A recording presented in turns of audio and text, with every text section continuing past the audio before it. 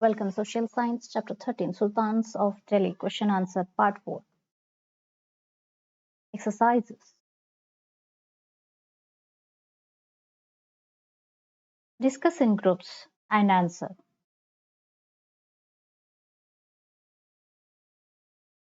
What are the results of Muhammad Ghazni invasions? First point.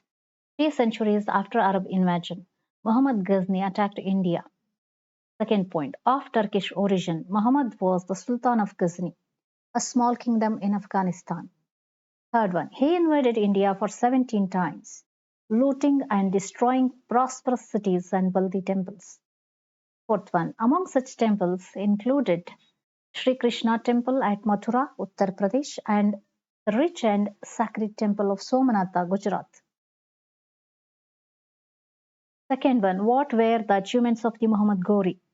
First one. During the last quarter of the 12th century, Muhammad Ghori, who was ruling a kingdom in Afghanistan, invaded India and secured the provinces of Sindh and Punjab. When he made the further advances into Indian territories, Prithviraj Chauhan, the king of Delhi and Ajmer, routed him in a battle. Fourth one. However, Muhammad was spared from death penalty. The very next year, Muhammad came to India and fought with Prithviraj and defeated him. Muhammad ordered him to be killed. Delhi came under the control of Muhammad Ghori.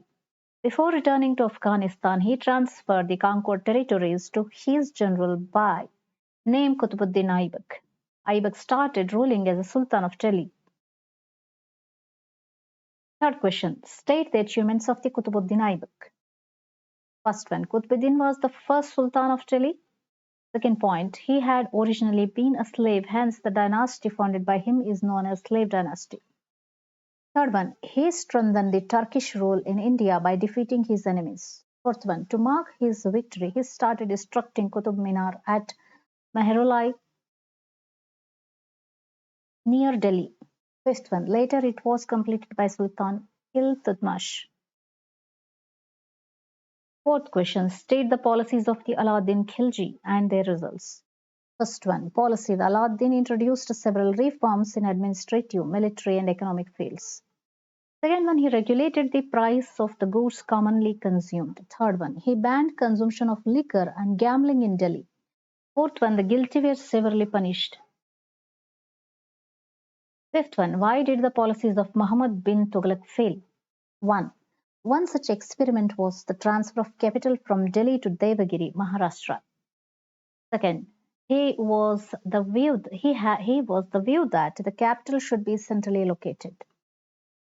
Third one, Devagiri, 700 miles from Delhi, was named Daulatabad. Fourth one, he passed strict orders that all the residents of the Delhi should move to the new place. Fifth one, the residents of the Delhi who were forced to leave their homes faced untold miseries in the course of their journey to a far place in the south. A large number of them died in their way. Eighth, anyway, after shifting the capital, he realized that he had committed a grave mistake.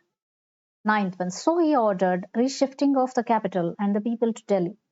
However, only a few survived to return to Delhi. 10th one, another reform of Muhammad was that in place of silver coins, he issued token coins of the copper with the same face value. But he failed to pass order that only the government had authority to mint the copper coins. Question number 6. What were the social and economic conditions during the rule of the Sultans of Delhi? Social conditions or administration. Although the Hindus formed the majority under the Sultanate, the administration functioned on Turkish lines. The army forced the backbone of the state. The sultans were absolute. Balban, a notable sultan, declared that he was Allah's representative and hence accountable to Allah alone. The sultans, however, had to face frequent revolts of the local rulers and were always fearful of losing power. Economy. The burden of land revenue heavily fell on the peasants. Muhammad bin Tughlaq further increased the land revenue and got it collected mercilessly. Consequently, peasants revolted everywhere. Weaving was a major occupation of the people. Cities provided employment to a large number of workers on account of brisk building activities taking place there. The sultans were importing mainly horses for the army. At the same time, a large number of Indians enslaved by the sultans were being exported. Seventh question, what were the contributions of Delhi sultans to architecture and literature? Architecture and literature. The main structures built by the sultans were the famous Qutub Minar, 17-meter tall, Alai Darwaza, an impressive entrance, Kuwait al Islam Mosque, and the Fort of Siri. All these are in Delhi. During the Sultanate period, the Urdu language evolved. Amir Khusrau and Amir Hassan were the great Persian poets of the period.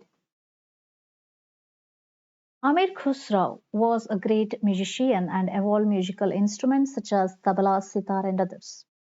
The poet Jayasi wrote Padmavati in Urdu, which was Sufi poem. Ramanand, Kabir Das, Rai Das, and Mirabai belong to this period. Please subscribe my channel, hit the bell icon, and save the playlist. Thank you very much.